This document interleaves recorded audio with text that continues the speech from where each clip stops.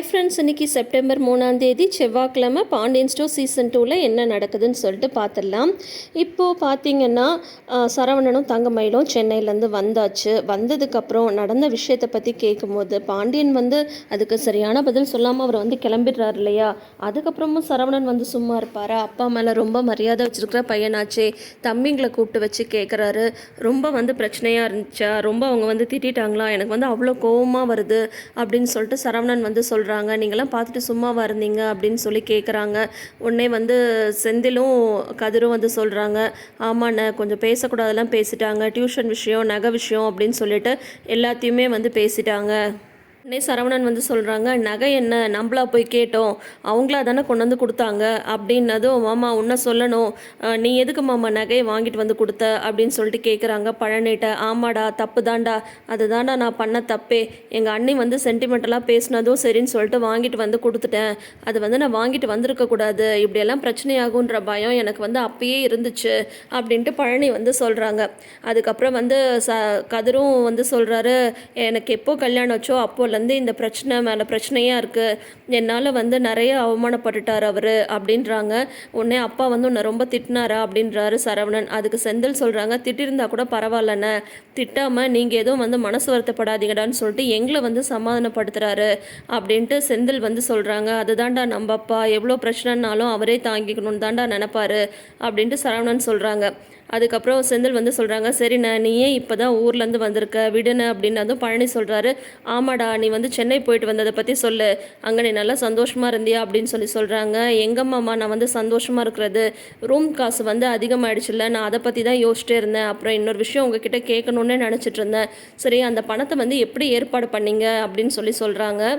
உடனே அதுக்கு எப்படியோ ஏற்பாடு பண்ணோம் விடுன அப்படின்னு சொல்கிறாங்க இவங்க கதிர்.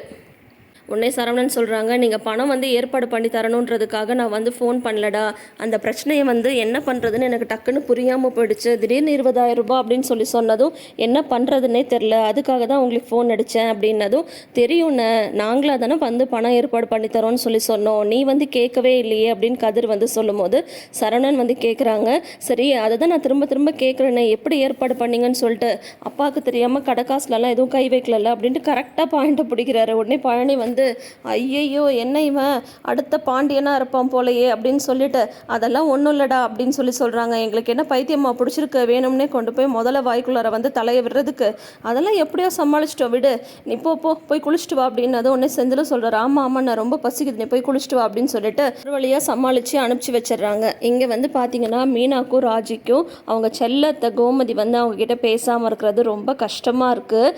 இவங்க மேலேயும் கொஞ்சம் தப்பு இருக்குது, ஆனால் இது எல்லாத்துக்கும் பிள்ளையார் சொல்லி போட்டதே கோமதி தான் அப்படின்னு சொல்லிட்டு தானே சொல்லணும். இந்த கல்யாணத்தை நடத்தி வச்சதே அவங்க தானே. அவ்வளோ பெரிய விஷயத்தை புருஷன்ட்ட மறைச்சி இவங்க பண்ணியிருக்காங்க. அவங்க என்ன ஃபேமிலிக்காக தானே இப்போ பண்ணாங்க. அப்படி பார்க்கும்போது ராஜி கதிர் விருப்பமில்லாத ஒரு கல்யாணத்தை வர பண்ணிட்டு கஷ்டம் வர படுறாருன்னு சொல்லிட்டு ராஜி இப்படி பண்ணிட்டாங்க. கோமதிக்கு என்னென்னா, இந்த பிள்ளைங்க பாரு என்கிட்ட கூட சொல்லவே இல்லை அப்படின்ற கோவம் தான் கோமதிக்கு. இப்போ மறுபடியும் மீனாவும் ராஜியும் கோமதிட்ட பேசுறதுக்கு ட்ரை பண்ணுறாங்க. போதுமா, இனிமேல் உங்ககிட்ட பேசவே நான் தயாராக இல்லை, உங்களெல்லாம் நான் எவ்வளோ நம்பியிருந்தேன், ஏதாவது ஒரு சின்ன விஷயத்தையாவது உங்ககிட்ட நான் மறைச்சிருப்பேனா, ஆனால் இவ்வளோ பெரிய விஷயத்தை நீங்கள் மறைச்சிட்டீங்கல்ல அப்படின்னு சொல்லிட்டு இருக்கும் போதே தங்கமயில் வராங்க. என்னத்தை நீங்கள் இன்னும் அதையே தான் சொல்லி வருத்தப்பட்டு இருக்கீங்களா, ரொம்ப அவங்க திட்டாங்களா அப்படின்னு சொல்லிட்டு வேணும்னே மறுபடியும் கேட்குறாங்க. உடனே இவங்க சொல்கிறாங்க, ஆமாம் அவங்க என் அண்ணனுங்க தான், இருந்தாலும் இத்தனை வருஷத்தில் பேசக்கூடாத பேச்செல்லாம் பேசிட்டாங்க, நகை விஷயத்தை வர சொல்லி பேசிட்டாங்க அப்படின்னதும், அது என்னத்த நகை விஷயம் அப்படின்றாங்க இவங்க. கோமதி உடனே அது ராஜிக்காக எங்கள் அண்ணி கொடுத்த நகை, நான் அப்பயே அந்த நகையை வாங்கியிருக்கக்கூடாது, இவர் கூட சொன்னார், எதுக்கு வாங்கினான்னு திட்டினாரு, நான் தான் சரி அம்மா பொண்ணுக்கு கொடுக்குறாங்க, நம்ம வேணான்னு சொன்னால் இவளுக்கு கஷ்டமாக இருக்குமேன்னு சொல்லிட்டு தான் அப்போ நான் எதுவுமே செய்யலை, ஆனால் இவளுக்காக ஒவ்வொன்றும் யோசித்து நான் பண்ணேன், ஆனால் கடைசியில் என் புருஷனோட மானம் தான் போச்சு அப்படின்னு சொல்லிட்டு திட்டுறாங்க. இதே மாதிரி தானே கோமதி, நீங்கள் உங்கள் பையனுக்கும் ராஜிக்கும் கல்யாணம் பண்ணிட்டு கூட்டிகிட்டு வந்தப்போ உங்கள் அண்ணனுங்க அவ்வளோ பேச்சு பேசினாங்க, அப்போ நீங்கள் பண்ணது உங்களுக்கு கரெக்டாக இருந்தது, இப்போ ராஜி பண்ணது ராஜிக்கு கரெக்டாக இருக்குது, அவ்வளோதான். பார்க்கலாம் கோமதியோட கோவம் எவ்வளோ நாள் தாங்கும்னு சொல்லிட்டு. அதுக்கப்புறம் நகை பற்றி நீ சொல்லும் போது தான் ஞாபகம் வருது, பேங்க்குக்கு போய் முதல்ல நகையை எடுத்துகிட்டு வந்து அவங்கக்கிட்ட கொடுக்கணும், இந்நேரம் பேங்க் வந்து திறந்துருப்பாங்க அப்படின்னு சொன்னதும், எப்படி எத்த போக போகிறீங்க, தனியாகவா போக போகிறீங்க அப்படின்னதும், நான் இனிமேல் எங்கேனாலும் தனியாகவே போய் பழகிக்கிறேன், துணைக்குன்னு யாரையாவது வச்சுக்கிட்டா தான் அவங்க வந்து நம்மக்கிட்ட உண்மையாக இருக்க மாட்டேன்றாங்கல்ல அப்படின்னு சொல்கிறாங்க. நான் வேணால் கூட வரவா அப்படின்னு சொல்லிட்டு மீனா வந்து கேட்குறாங்க. நான் தான் சொல்கிறேன்ல நான் தனியாகவே போய்க்கிறேன்னு சொல்லிட்டு அப்படின்றாங்க. உடனே வந்து ஆட்டோலையா போகிறீங்க அப்படின்றாங்க. ஆமாம் ஆட்டோவில் தான் போகிறேன் அப்படின்றாங்க. ஆட்டோவில் அவ்வளோ நகை எடுத்துகிட்டு எப்படி நீங்கள் தனியாக வருவீங்க, நான் சொல்கிறது கேளுங்க, நான் வரேன் அப்படின்னு சொல்கிறாங்க மீனா. அதெல்லாம் ஒன்றும் தேவையில்லை அப்படின்ட்டு ஒரு 2 நிமிஷம் யோசிக்கிறாங்க. மயில், இப்போ உனக்கு ஏதாவது வேலை இருக்கா அப்படின்னதும், இல்லையே அப்படின்றாங்க. அப்போ நீ வரியா என் கூட பேங்க்குக்கு அப்படின்றாங்க. உடனே மயில் வந்து பயப்படுறாங்க. அவங்களுக்கு தான் அதை பற்றிலாம் எதுவுமே தெரியாதே. ஏன் மயில, நான் கூப்பிட்டேன் நீ வந்து வரமாட்டியா அப்படின்னு சொல்ல உடனே வந்து வரத்த அப்படின்னு சொல்கிறாங்க. சரி நான் உள்ளே போய் பேகு அக்கௌண்ட் இதெல்லாம் எடுத்துகிட்டு வர, பாஸ்புக்கெல்லாம் நீ வந்து ரெடியாரு அப்படின்னு சொல்லிட்டு போகிறாங்க. உடனே வந்து மீனா, நீங்கள் எதுவும் தப்பாக எடுத்துக்காதீங்க அப்படின்றாங்க.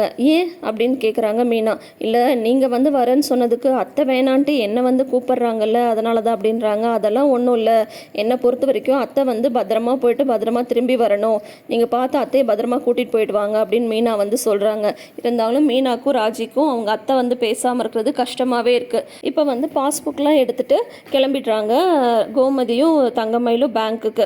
அங்கே போயிட்டு பேங்க்கில் போயிட்டு இந்த மாதிரி அக்கௌண்ட் டீட்டெயில்ஸ் வந்து கேட்குறாங்க. இவங்க வந்து கொடுக்குறாங்க. அப்புறம் வந்து அக்கௌண்ட் லாக்கர் நம்பர் வந்து கேட்குறாங்க, அதையும் சொல்கிறாங்க. அப்புறம் லாக்கர் ஓப்பன் பண்ணுறதுக்கு உள்ளே கூட்டிகிட்டு போகும்போது, உங்கள் பேரில் தானே லாக்கர் இருக்குது, நீங்கள் மட்டும் உள்ளே வாங்க அப்படின்றாங்க. இவன் என் மருமக தான், ஏன் இவன் வரக்கூடாது அப்படின்னு கேட்கும்போது, இல்லை அவங்க எங்கே இருக்கட்டும் நீங்கள் மட்டும் உள்ளே வாங்க அப்படின்னு சொல்லிட்டு அவங்களோட சேஃப்டி பர்பஸ்க்காக வந்து சொல்கிறாங்க. அப்போ தங்கமயில் வந்து வெளியில் நின்றுட்டுருக்காங்க. இங்கே இந்த மாதிரி பேங்க்கில் இன்சிடென்ட்ஸ் போயிட்டுருக்கும் போது ராஜியும் மீனாவும் வந்து கோயிலுக்கு கிளம்பலான்னு சொல்லி கிளம்பும் போது கதிர் வந்து ரூம்குள்ளார வராரு. அப்போ ராஜி வந்து நான் மீனாக்கா கூட கோயிலுக்கு போயிட்டு வரேன் அப்படின்னதும் கதிர் வந்து எதுவுமே பேச மாட்டேன்றாங்க. நீங்கள் இன்னும் என் மேலே கோவமாக தான் இருக்கியா அப்படின்ற மாதிரி ராஜி என்னென்னமோ பேச ட்ரை பண்ணுறாங்க. ஆனால் வந்து கதிர் எதுவுமே பதிலே பேசாமல், நீ என்ன வேணால் பண்ணிக்கோ, என்கிட்ட ஏன் சொல்கிற அப்படின்ற மாதிரி சொல்லிவிட்டு அவர் வந்து போயிடுறாரு. அப்புறம் வந்து ராஜி ரொம்ப வருத்தமாக வந்து வந்துட்டுருக்காங்க மீனா கூட. அப்போ ராஜி வந்து மீனாட்ட கேட்குறாங்க, ஏங்க்கா சாரிக்கா, என்னால் தானே உங்களுக்கும் மாமாவுக்கும் பிரச்சனை ஆகிடுச்சு, மாமா இப்போ ஓகே ஆகிட்டாரா அப்படின்னதும், அதெல்லாம் சரியாக போயிடுச்சு, அவரால் என்கிட்ட பேசாமலாம் இருக்க முடியாது, நீ அதை பற்றிலாம் எதுவும் வருத்தப்படாத ராஜி அப்படின்னு சொல்கிறாங்க. கரெக்டாக அந்நேரம் பார்த்து செந்தில் வந்து வராங்க. ராஜிக்காக மீனா வந்து போய் சொல்கிறாங்க. அந்நேரம் செந்தில் வந்து அந்த பக்கமாக வராரு. மீனாவை பார்த்துட்டுமே எதுவுமே பேசாமல் அமைதியாக போயிடுறாங்க. உடனே ராஜி வந்து புரிஞ்சுக்கிறாங்க, மீனாக்கா வந்து போய் தான் சொல்லியிருக்காங்க அப்படின்னு சொல்லிட்டு.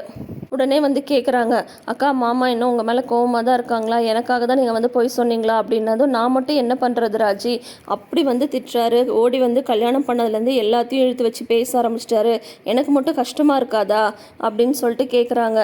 நீங்கள் எதுவும் வருத்தப்படாதீங்கக்கா அப்படின்னு சொல்லிட்டு இருக்கும்போதே ராஜி வந்து டியூஷன் எடுக்க போனாங்கல்ல, அங்கேருந்து வந்து கால் வந்துட்டே இருக்குது. அவங்க வந்து எடுத்து பேசு, இனிமேல் வரலன்னு நீ சொல்லிடு அப்படின்னதும், இல்லைக்கா எப்படி சொல்கிறதுன்னு தெரில அப்படின்னதும், ஏன் ராஜி மறுபடியும் டியூஷன் எடுக்க போறியா அப்படின்னு மீனா கேட்குறாங்க. ஐயோ இல்லைக்கா, இல்லவே இல்லை, இனிமேல் டியூஷன் எடுக்கிற ஐடியாவே இல்லை அப்படின்னது. சரி விடு, நாளைக்கு நான் ஆஃபீஸில் பார்த்து சொல்லிக்கிறேன் அப்படின்ட்டு மீனா வந்து சொல்லிடுறாங்க. அப்புறம் வந்து ராஜி வந்து, சாரிக்கா என்னால் தானே உங்கள் 2 பேருக்கும் இப்படி பிரச்சனை ஆகிடுச்சு, இப்படியெல்லாம் நடக்கும்னு நான் நினைக்கவே இல்லை அப்படின்னு சொல்லிட்டு ரொம்ப ஃபீல் பண்ணிட்டு வராங்க. இப்போது பேங்க்குக்கு நகை எடுக்க போயிருக்காங்க.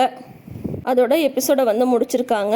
பேங்க்லேருந்து நகை எடுத்து வரும்போது நகை வந்து கருத்து போயிருக்கு இல்லையா, அந்த ப்ரமோவையும் நம்ம வந்து ஆல்ரெடி பார்த்தாச்சு. எப்படி வந்து அதை மறைக்கிறாங்க தங்கமயிலுன்றதை நாளைக்கு எபிசோடை பார்த்து தெரிஞ்சுக்கலாம். தொடர்ந்து வீடியோஸ்க்கு நம்ம சேனலை சப்ஸ்கிரைப் பண்ணிக்கோங்க. நோட்டிஃபிகேஷன் பெல் ஐக்கானில் ஆல் சிம்பிள் கிளிக் பண்ணிக்கோங்க. தேங்க்யூ.